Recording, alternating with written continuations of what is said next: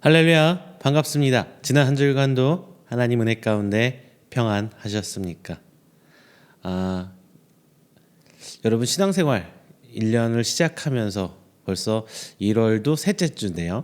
어떻게 잘 지내고 있습니까? 우리의 신앙생활을 가만히 고민해 보면요, 세 가지가 잘 맞아야 되는 것 같아요. 첫 번째는 우리의 하나님의 말씀, 하나님을 아는 지식이 있어야 하고요.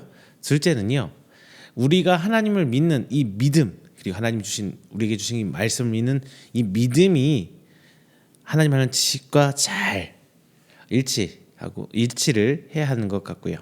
마지막 세 번째는요, 우리의 하나님 아는 믿음과 하나님 아는 지식과 그리고 우리 삶이 이 세 가지가 딱 맞아 떨어져야 제대로 된 신앙생활을 하고 있지 않나 싶습니다. 하나님을 머리로만 알았어도 아무 의미가 없고요. 하나님을 아는 게 없는데 믿는다는 것도 어불성설이고요. 그리고 믿었으면 당연히 우리 삶으로 그 믿는 믿음들이 드러나야 하는 것입니다. 이 하나님께서는 우리를 태초부터 예정하셨다고 합니다.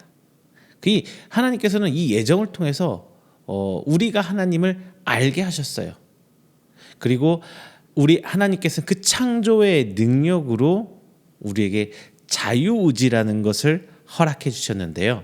이 자유의지로 우리는 하나님을 사랑하는, 하나님에 대한 사랑을, 혹은 하나님의 믿지만 그 믿음의 행위로 나아가는 것에 대한 어떤 선택권을 주셨어요. 물론 이 사이에서 예정하심과 믿음과 선택의 사이에서 물론 우리는 칼빈주의를 믿는 예정하심과 그렇지 않은 교단과 조금 갈등이 있기는 해요. 하지만 중요한 것은요, 우리가 예정주의를 믿느냐 안 믿느냐 이것이 중요한 것이 아니라 궁극적으로 하나님께서 우리를 선택하셨다는 그 사실이 정말 중요합니다. 자, 선택이라는 것을 한번 생각해 볼게요. 선택이라는 것은 각종 정보들, 무슨 선택하기 전에 그 정보를 알아보게 되죠. 저 같은 경우는 장비 같은 거 알아볼 때 맨날 며칠 고민을 해요. 카메라를 사고 컴퓨터를 사고 그거에 맞는 디바이스들을 사는 데 있어서 막 고민하고 알아보고 정보들을 막 조합해서 최종 선택은 이거야 라고 해서 구매를 하게 됩니다. 이렇듯 어떤 선택하는 것에 있어서 그 정보를 알게 되고, 그리고 그것이 어떤 점이 나한테 좋을지, 무엇이 옳은지, 혹은 이게 안 됐을 때 그 차선으로 무엇을 선택해야 될지 우리는 결정하는 데 있어서 굉장히 중요한 역할을 하게 돼요. 고로 선택을 하는 데 있어서 많은 정보들이 필요합니다. 바로 이 정보들을 우리가 알게 해주시는 분이 바로 하나님이죠. 신앙생활을 하는 데 있어서 하나님께서 허락하신 정보를 우리 수집할 수 있고 알게 돼요.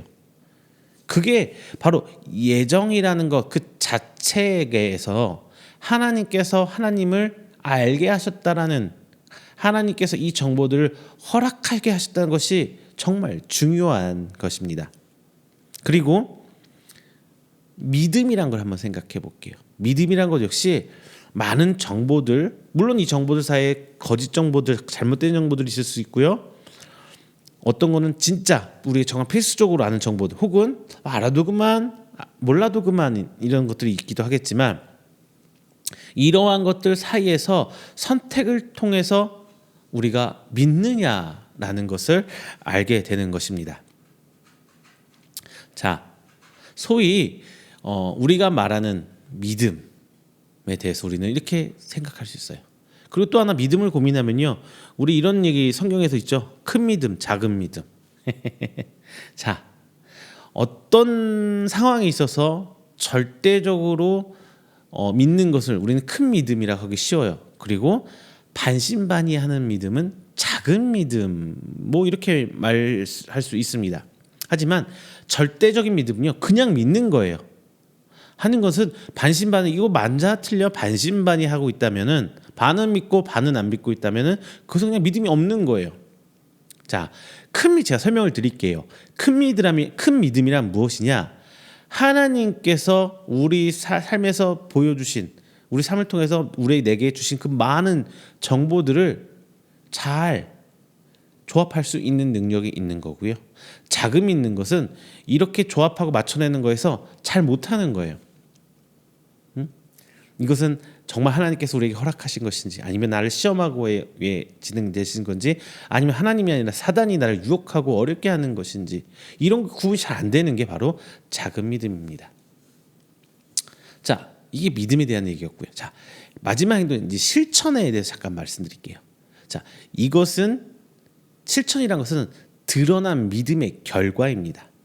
그리고 성경에서는 이것을 무엇이라고 말하고 있느냐? 믿음의 열매라고 말하고 있어요.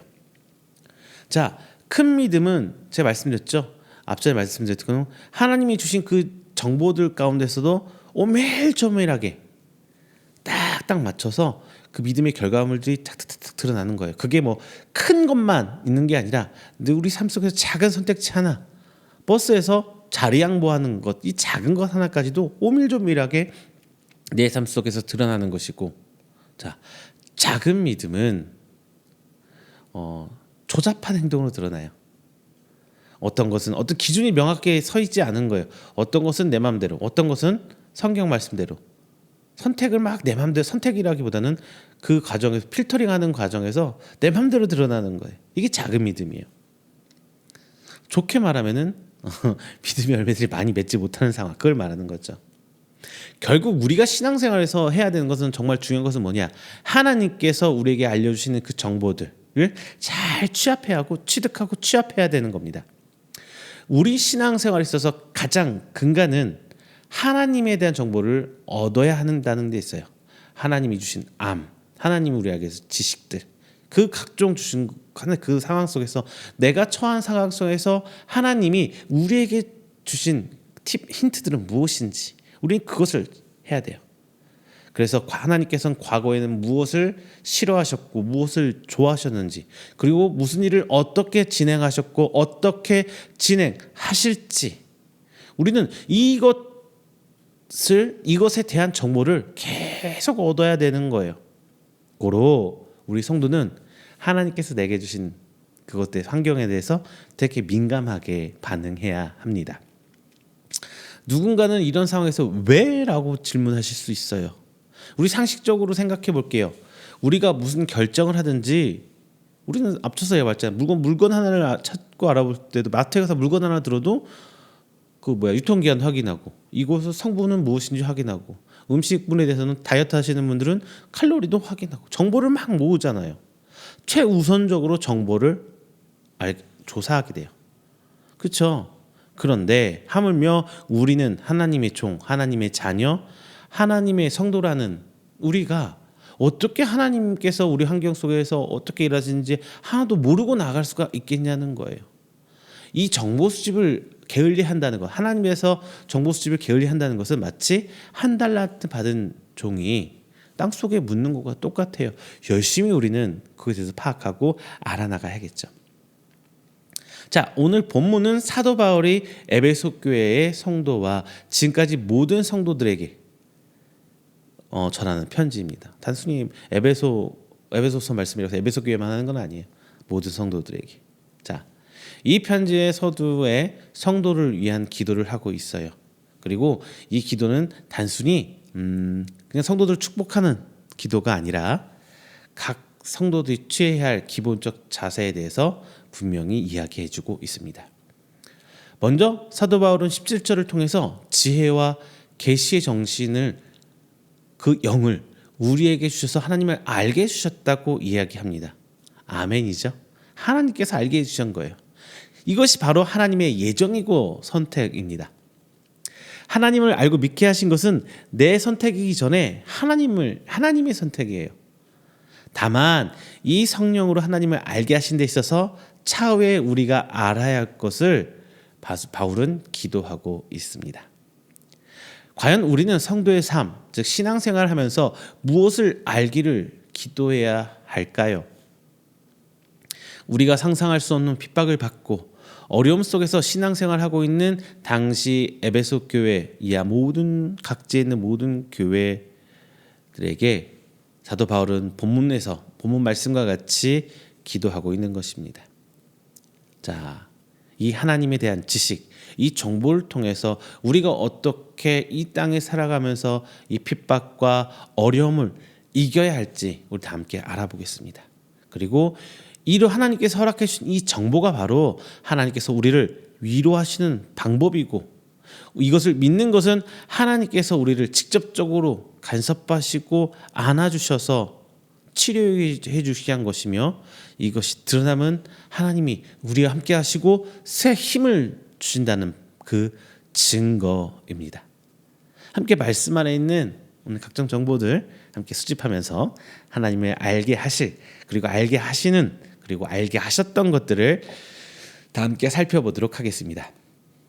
첫 번째, 부르심의 소망에 대해서 우리는 알아야 합니다. 18절 말씀에 있는 것처럼요. 부르심의 소망을 알기 위한 전제로 사도 바울은 18절에서 마음의 눈을 밝히사, 먼저 이렇게 말씀해주고 있어요. 즉 마음의 눈이 밝혀진 사람이 바로 부르심과 소망, 그 이하 등등등등을 알게 된다는 바로 그 말씀입니다. 마음의 눈은요, 우리들의 마음속에 하나님을 바라보는 눈이 있는 것처럼 성경은 아주 예쁘게 묘사하고 있어요. 사도 바울은 그리스도인이 되기 이전에 에베소 교회 성도들을 본문 에베소 4장 18절에서 그들의 총명함이 어두워지고 그들 가운데 있는 무지함과 그들의 마음이 굳어짐으로 말미암아 하나님의 생명에서 떠나 있도다, 이렇게 말씀해주고 있거든요. 그리고 구원받은 이후는 에베소 5장 18절에 말씀하기를 너희가 전에는 어둠이더니 이제는 주 안에서 빛이라, 빛의 자녀들처럼 행하라, 이렇게 말씀해주고 있어요.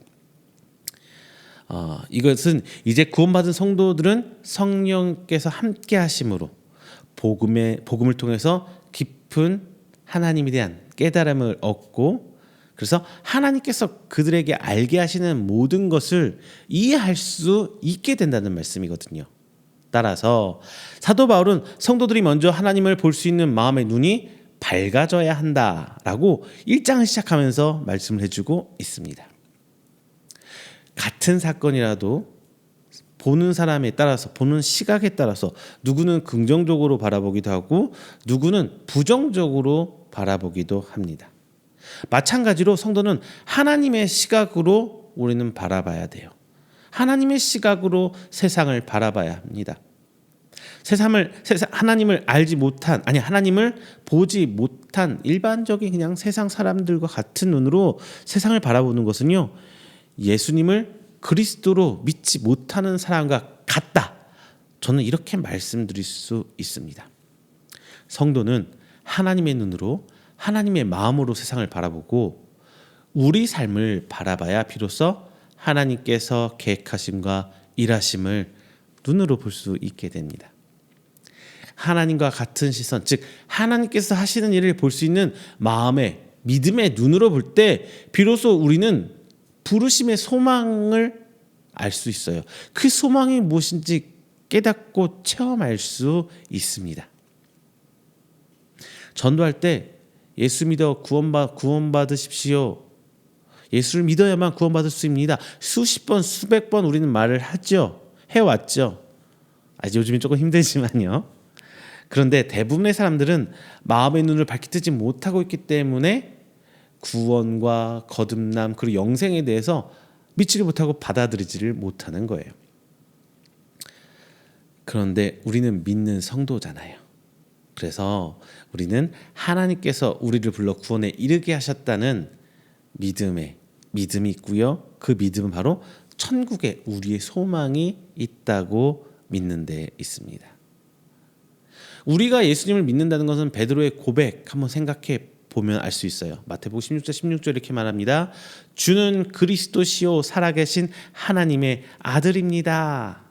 베드로의 이 고백처럼 예수님은 그리스도, 즉 메시아란 말씀이거든요. 그리스도란 말은, 자, 메시아 즉 기름 부음 받은 왕, 제사장, 그리고 선지자처럼 믿어야 하는 것이요. 그리고 하나님의 아들이라는 것을 믿는 것입니다. 이 고백을 해서 베드로는 어떻게 됐어요? 예수님으로부터 천국 열쇠를 받죠. 이 천국 열쇠가 바로 부르심의 소망입니다. 베드로만 받을 수 있는 게 아니에요. 우리도 진정한 내 믿음으로 하나님을 드러낼 때 비록 그 믿음이 완전하다고 말하는 건 아니에요. 하지만 진짜 믿어야 돼요. 믿고 살지언정 실수도 하고 죄도 지을 수 있고 물론 그럴 수 있습니다. 하지만 믿는 예수님에 대한 완전한 믿음은 있어야 된다는 거예요. 우리 가족처럼 말이죠. 가족을 사랑하지만 때로는 상처 주기도 하고 힘들게 하기도 하고 울게도 만드는 게 가족이잖아요. 제일 상처를 많이 주는 사람이 가족이라고 하더라고요. 그런데 그 근본 밑에는 깨질 수 없는 사랑, 믿음, 신뢰가 있는 거죠. 그게 가족이란 말이에요. 예수님의 사랑도 바로 그에 대한 믿음도 바로 그거예요. 우리가 하나님을 믿는다고 하지만 죄도 짓기도 하고 실수하기도 하고 울며 불며 회개할 때도 있고 포기하고 싶을 때도 분명히 있습니다. 하지만 확실한 믿음이 더 중요한 거예요. 믿음이 완전한 믿음 없어요. 하지만 믿음은 확고해야 돼요. 자, 우리는 우리의 소망이 하나님을 믿지 않는 사람들처럼 그냥 이 땅에서 잘 먹고 이 한 시절 잘 보면 되지 이런 사람들과 만약에 같다면 예수를 믿던 세상을 믿던 아니 돈을 믿던 무슨 상관이나 뭐가 차이가 있을까요? 사단도 부와 명예를 우리 손에 쥐어줄 수 있어요. 하나님만 주는 거 아니에요. 그런데 본문에서 말하는 부르심의 소망은 사단이 절대 줄 수 없습니다. 우리는 오늘 말씀의 사도 바울의 기도처럼 우리의 마음이 하나님께 열려서 이 땅의 소망이 아니라 천국 소망을 바라보도록 기도해야 돼요. 이 땅에서 잘 살면 우리가 뭐 하겠습니까?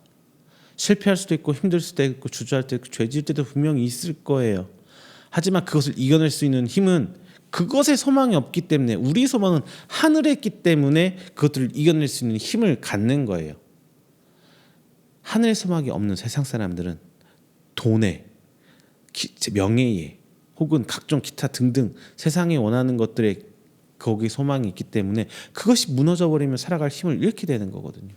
물론 우리도 아프고 힘들 수는 있습니다. 그런데 우리는 회복할 수 있어요. 그것이 우리의 궁극적인 소망이 아니기 때문이에요. 바로 이것이 사도 바울의 첫 번째 기도였습니다. 두 번째, 본문에서 말하는 기업의 영광의 풍성함에 대해서 우리는 알아야 합니다. 자, 사도 바울은 기업의 영광의 풍성함을 알되 이렇게 말하면서 성도 안에서라고 어떤 아웃라인을 딱 그려버리고 있어요. 이것은 기업의 영광의 풍성함이 일반적인 잘 먹고 잘 살고 내가 하는 일들이 다 잘 되고 우리 자녀들이 잘 되고 이러한 시각에서 볼 수 없다는 것을 분명히 말해주고 있는 근거입니다. 기업은 정확하게 하나님의 기업을 말합니다. 구약에서는 이스라엘 백성을 가리켰고요. 본절에서는 이스라엘 백성으로 한정하는 것이 아니라 어떤 성도라는 것으로 한정하되 구약보다는 확장시키고 주고 있어요. 쉽게 이 본문을 얘기하면은 하나님이 성도가 됐다는 것이 영광이고 그 영광은 어마어마하게 무지막지하게 크다 이렇게 말씀을 해주고 있는 겁니다. 앞서 말씀드린 것이 문자적인 것으로 해석한다면 기업이라는 것은 결국 하나님의 것이 돼 자녀된 성도에게 상속되는 것이다라고 우리는 해석할 수가 있거든요. 즉 기업은 하나님께서 성도에게 주신 달란트죠. 그리고 우리는 정당한 권리가 있는 상속자입니다. 하나님의 자녀이기 때문에 우리는 그 주변인이 아니에요. 하나님 옆집 사면 이웃집 사람들이 아니라 하나님의 집에 사는 하나님의 자녀란 말입니다. 그리고 우리는 그 과정에 있는 주변인이 아니라 실제 그 안에서 있는 주인공이에요. 그래서 그 주신 달란트를 어떻게 관리하고 쓰냐에 따라서 우리는 하나님 사랑받는 최고 자녀가 될 수 있는 거예요. 다만 하나님의 원하심에 따라서 중심부에 있느냐 살짝 밖에 있느냐, 안방에 있느냐, 거실에 있느냐, 주방에 있느냐의 차이지 한 식구란 말이에요. 모두가 하나님의 자녀이고 가족이고 형제 자매란 말입니다. 우리는 내 위치가 어디냐에 따라서 중요한 것이 아니라 한 가족이라는 그 자체에서 행복을 느끼고 하나님 앞에 영광이라는 것을 알아야 합니다. 하나님의 자녀로 정당하게 상속자의 위치로 산다는 것 그 자체로 우리는 영광스러운 거예요. 그런데 진짜 우리는요 종종 하나님의 자녀라는 이 가치를 잃어버리고 살 때가 있어요. 그냥 세상 기준에 따라서 뭐 이게 필요하고 이것이 반드시 있어야만 하고 우리는 이것이 있어야만 성공한 사람이야 이렇게 생각하고 살 때가 너무나 많다는 말이에요. 세상의 가치를 쫓거나 세상의 가치를 기준자로 딱 제시하면서 하나님의 일하심을 제한해 버릴 때가 너무 많아요.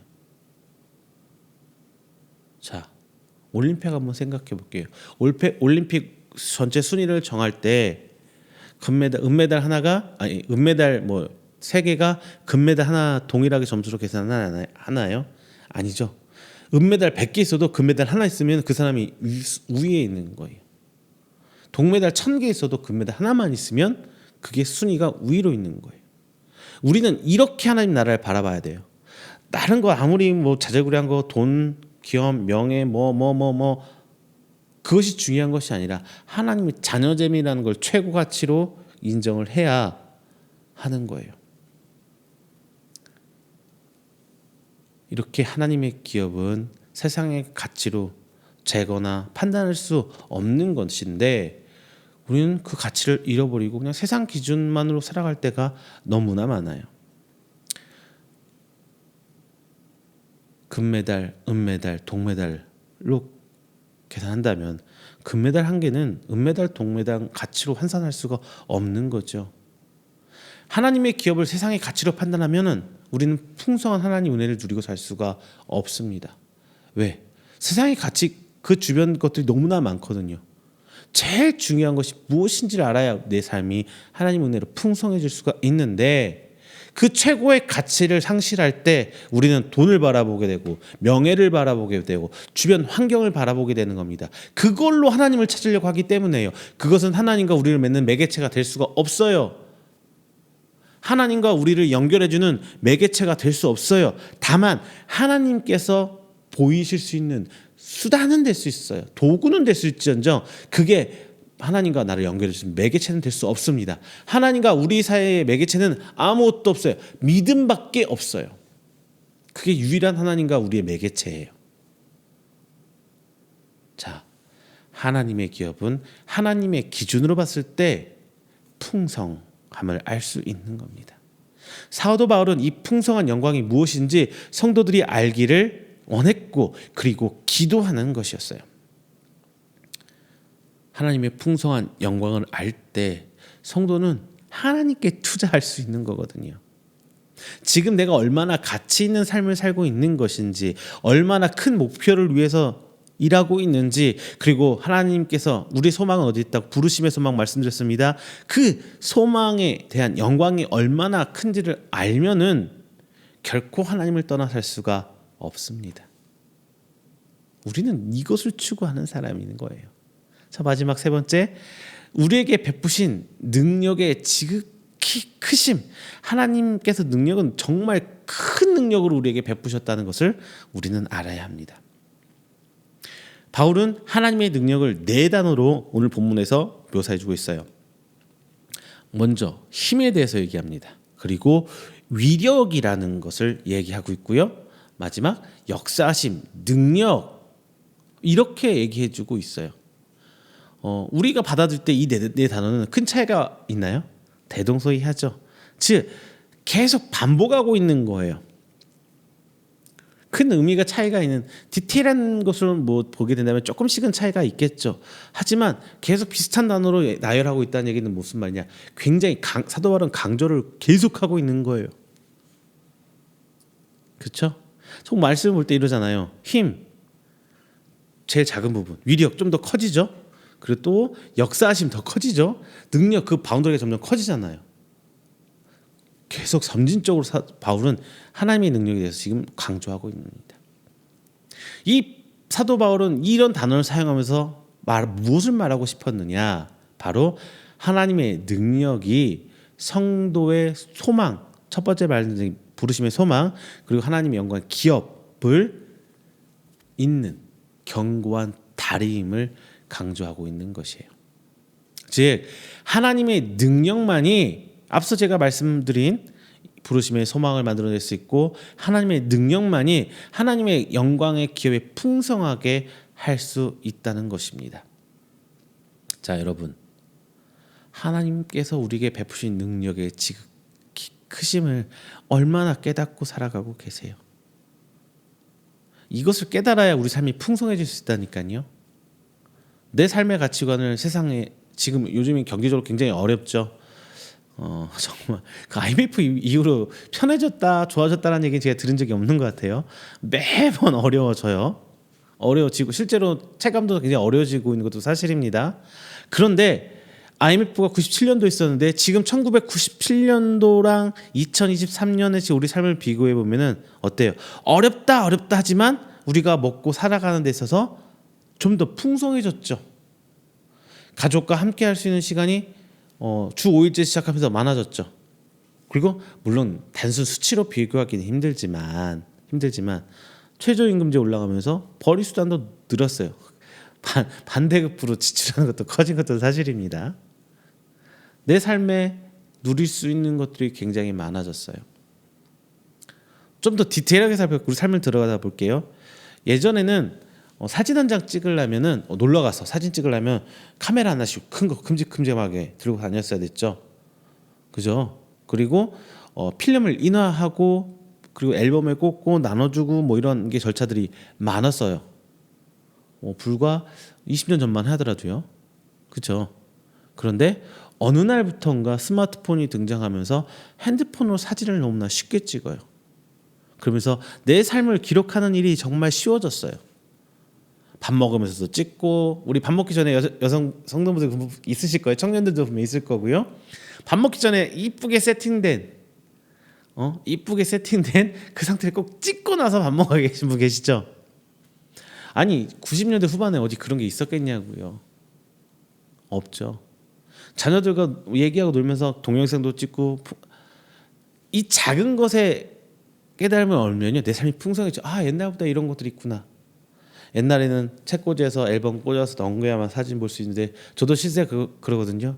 핸드폰 열면은 제일 가운데 앨범 어플리케이션 그것을 올려놨어요. 그러다 보니까 핸드폰 킬 때마다 우리 아이들 얼굴이 떠요. 그러면서 나도 모르게 순간적으로 아, 이때 나 그랬었지, 이렇게 추억을 하게 된다니까요. 그럼 그게 자체가 이 자체로서 내 삶이 바뀌어요? 바뀌는 건 없죠. 내 삶이 풍성해지는 거예요. 하나님의 은혜가 예를 들면 이런 식이란 거예요. 하나님의 은혜가 바로 이런 거예요. 그런데 작은 스마트폰 안에 굉장히 큰 기술, 우리가 상상치도 못한 정말 큰 기술들이 많이 들어가 있어요. 배터리, 반도체, 메모리, 그래픽 카드, 뭐 기타 등등등 눈에 보이지 않는 기술들이 굉장히 많이 들어가 있어요. 카메라, 센서, 이 굉장한 능력을 가진 스마트폰이잖아요. 제가 이렇게 비유하는 이유 뭔지 아시겠어요? 하나님 주신 능력이 바로 핸드폰에 비교하고 있는 거예요. 우리 이 큰 능력을 너무 쉽게 생각하지만 실질적으로 그 안에는 어마막지한 기술들이, 하나님의 능력이 들어가 있고, 우리는 그것들을 말미암아 풍성하게 살고 있는데 정말 그것에 대한 감사함을 잊어버리고 살 때가 너무 많다는 비유를 지금 여러분들께 해드리고 있는 거예요. 내 지위가 올라가고 내 지평수가 커지고 내 차가 더 좋은 차를 끌게 되고, 이런 것들이 내 삶을 풍성하게 만드는 건 아닙니다. 내 주변에 있는 작은 것들을 바라보고 그걸 제대로 인지하고 그것에 감사하며 살고 있다면 그것이 바로 내 삶을 풍성하게 있는 건데, 반면 그 안에 들어가는 굉장한 능력, 하나님의 능력을 우리는 너무나 잊고 살 때가 많다는 거예요. 이게 하나님의 능력이고 하나님의 위력이고 하나님께서 역사하심, 그리고 바로 하나님의 능력이 바로 이런 거예요. 이것이 바로 우리 삶을 풍성하게 하는 것입니다. 사도 바울은 이러한 하나님의 능력을 성도들이 알기를 바로 기도하고 있는 것입니다.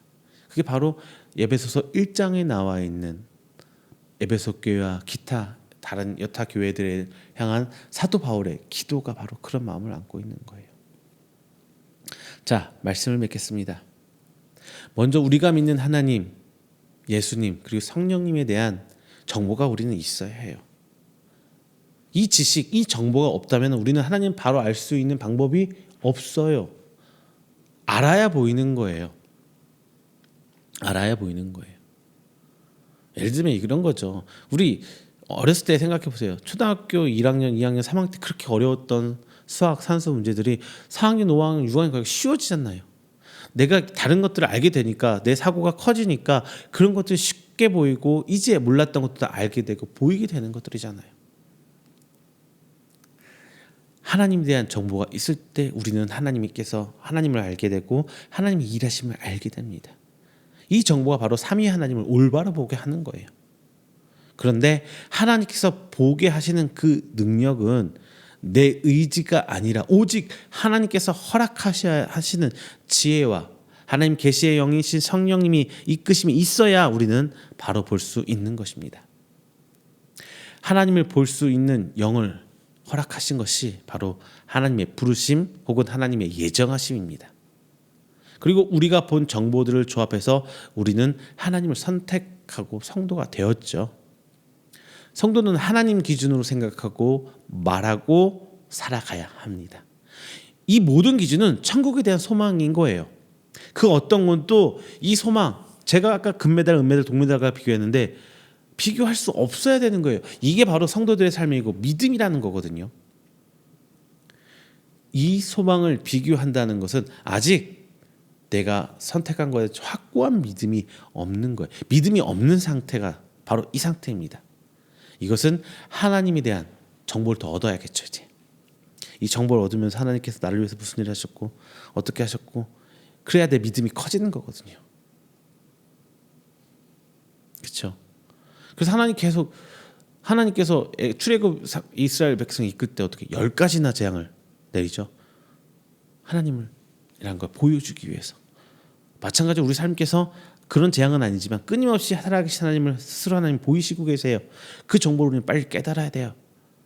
그걸 깨닫는 방법은 여러 가지가 있겠지만 가장 많은 방법들이 바로 교회 안에 있는 거고요. 교회 안에서 성도 교제하면서 하나님을 알게 하고 교회 안에서 함께 기도하면서 알게 하고 교회 안에서 서로 말씀 보면서 묵상하고 큐티 나눔을 말씀 나눔을 하면서 알게 하고 목사님을 통해서 장로님을 통해서 권사님 집사님을 통해서 알게 하시는 그 샘플링 가장 기초적인 관계가 교회 안에서 일어나는 거예요. 그래서 하나님께서 하나님 나라의 초석 그걸 교회 안에 까신 거고요. 교회가 중요한 이유가 그겁니다. 예배 드리려고 교회가 있는 것이 아니고요. 기도하는 장소가 필요해서 교회에 있는 것이 아니고요. 성도들이 모여서 공동체가 중요한 거예요. 자, 그리고 믿는 자는 천국 소망이 얼마나 하나님께 주신 큰 기업인지 알게 됩니다. 그리고 이 기업이라는 것을 하나님 증거로 삼고 보고 나아가죠. 세상에서 썩어질 없어지는 것은 하나님 기업이 아니에요. 그리고 더럽거나 지저분하지도 않습니다. 더구나 내가 죽었다 해서 그건 없어질 것은 기업이 하나님의 기업이 아니에요. 오히려 하나님의 기업은 죽어서 마지막 때에 누릴 수 있는 상속권, 그게 바로 하나님의 기업입니다. 우리는 이 천국 소망의 열쇠를 부여받은 성도가 우리입니다. 다만 이 모든 권한은 내 힘으로 받은 것이 아닙니다. 내 지식과 행동으로 받은 것도 아니고요. 내 능력으로 받은 것도 아닙니다. 이 모든 것은 절대적인 하나님의 능력이고 하나님의 은혜입니다. 하나님의 모습을 보여주신 것도 하나님의 능력이고 본 것을 믿게 하는 것도 하나님의 능력이고 천국에 대한 확신을 심어주신 것도 하나님의 능력입니다. 그리고 천국 상급을 바라보게 하는 것마저도 하나님의 능력입니다. 이 모든 것들은 내가 하는 게 아니라 하나님께서 하신다는 거예요. 결국 우리가 궁극적으로 기도해야 하는 것 딱 하나예요. 하나님을 알게 하여 주시옵소서. 또 하나님이 알게 하신 것을 믿게 하여 주시옵소서. 이거밖에 없어요. 다만 정보를 지식을 끝내면은 깨달음이 없어요. 믿는 게 없어요. 그 내가 얻은 정보를 가지고 그것을 내 삶에 행할 때 열매를 맺는 거예요. 이게 쉽게 말하면 이거예요. 우리가 아무리 많은 지식들을 머릿속에 집어넣는다고 해도 시험 볼 때 정확하게 쓰지 않으면 틀리잖아요. 답이 점수가 안 나오잖아요. 마찬가지예요. 우리가 아무리 많은 하나님을 아는 많은 지식이 머릿속에 있어도 내 삶 속에서 그게 드러나지 않는다면, 내가 그 정답지를 써서 내지 않는, 정답이라고 써서 내지 않는다면 빵점이 되는 거예요. 우리 신앙 그 안에 있습니다. 하나님이 알게 해주신 것을 믿으시길 바랍니다. 그리고 행하십시오.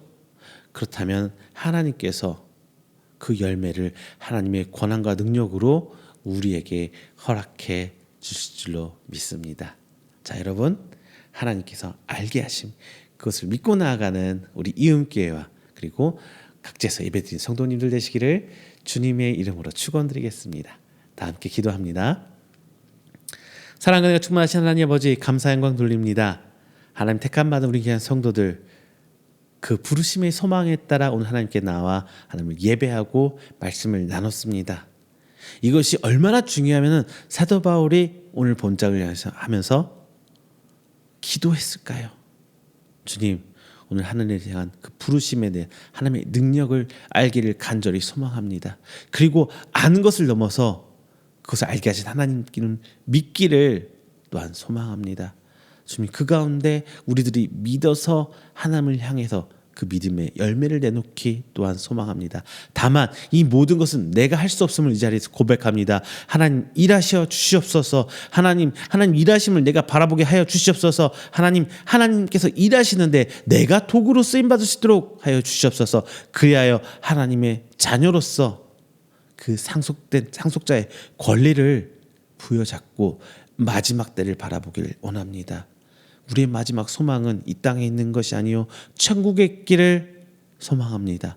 오늘 말씀을 통해 천국을 기대하고 믿음으로 소망하는 우리 성도들 되기를 원하고, 또한 그 가운데 하나님의 은혜를 체험하여 풍요로운 풍성한 하나님의 기업의 가운데 살길 원하오니, 주님 아버지, 우리 성도들 한 생명생 붙들어 주시고 오직 나아갈 수 있도록 말씀을 부여잡고 믿음으로 행하며 나아갈 수 있도록 하나님 아버지 인도하여 주시옵소서. 이 모든 말씀 살아계신 예수 그리스도의 이름으로 기도드립니다. 아멘.